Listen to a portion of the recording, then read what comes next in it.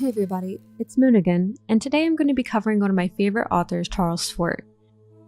Many of you have been asking us to talk about Book of the Damned, but it's a pretty long list of subjects, so I just decided to choose one idea and sort of pick it apart.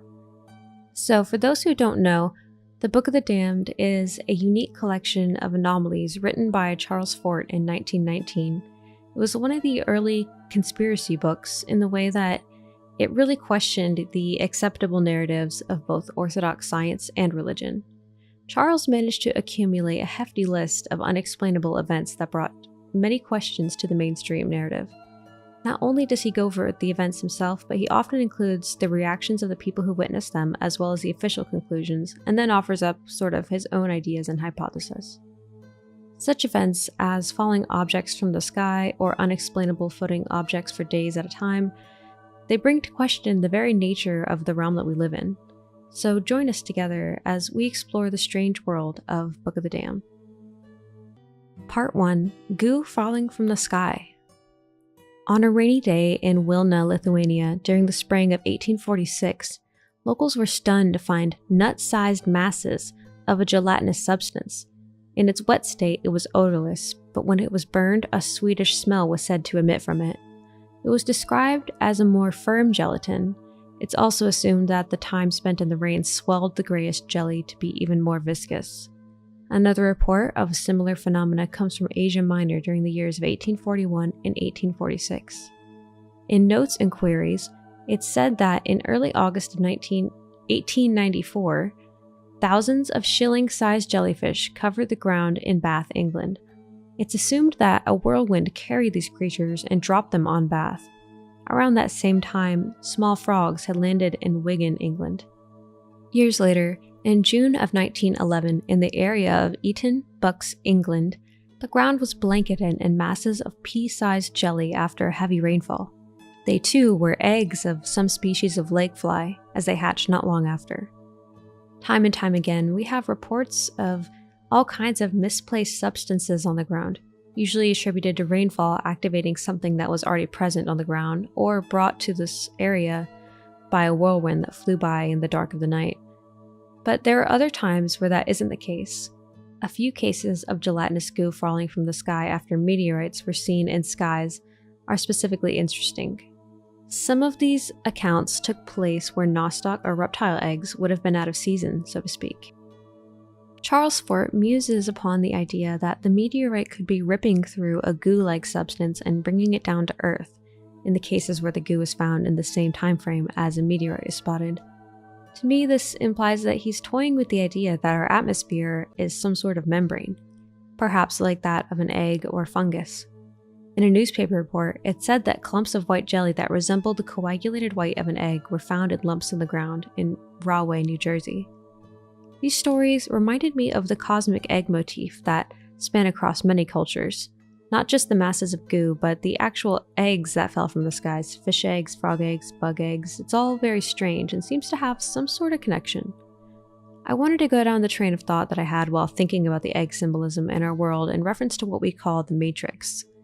The film gives what I think is a modernized symbolic representation, and the prefix ma is like matriarchy or mama.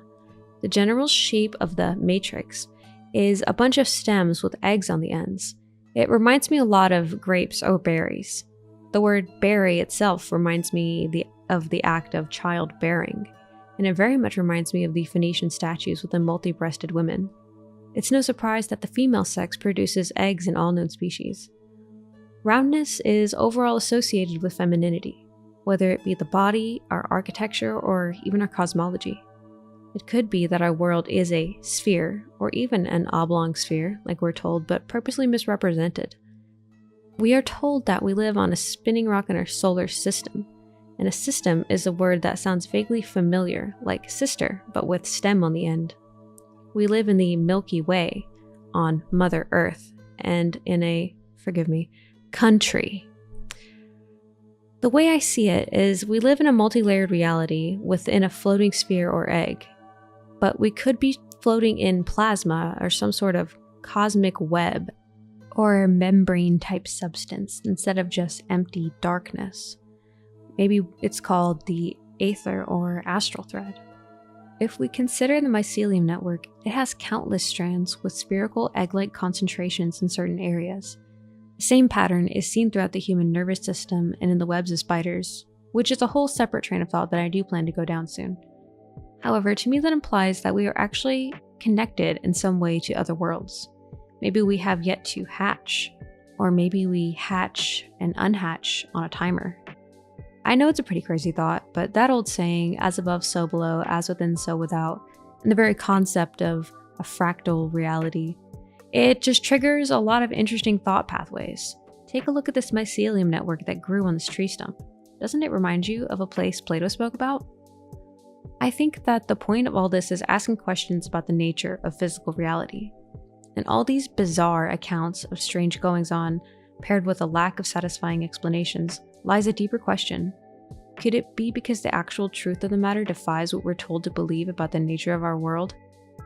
Is the nature of our world obscured purposely so that only a few can reap the benefits of knowing how things actually work? In the book The Crystal Egg, the main character is able to see a world within the egg. I can't help but wonder, was the egg some sort of visual portal, or was the egg the world itself, at the mercy of whoever held it in their possession? Could it be that our world is something beyond our comprehension? Or can we see examples of our world in the microcosmos within the scope of our own observable existence? If it really is like an egg, it would make sense that, if it were to become cracked a little bit, pieces of its shell or membrane would make its way into our reality. It's also strange to me that a lot of the goo in these stories was in fact eggs that came from some other species. Maybe it's some sort of weird coincidence that sparked a crazy train of thought about eggs, or maybe our world is just a lot more bizarre than we're willing to believe.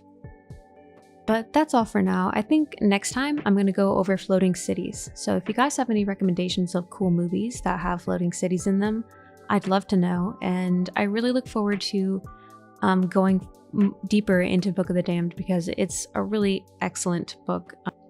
And you can get it free here on YouTube.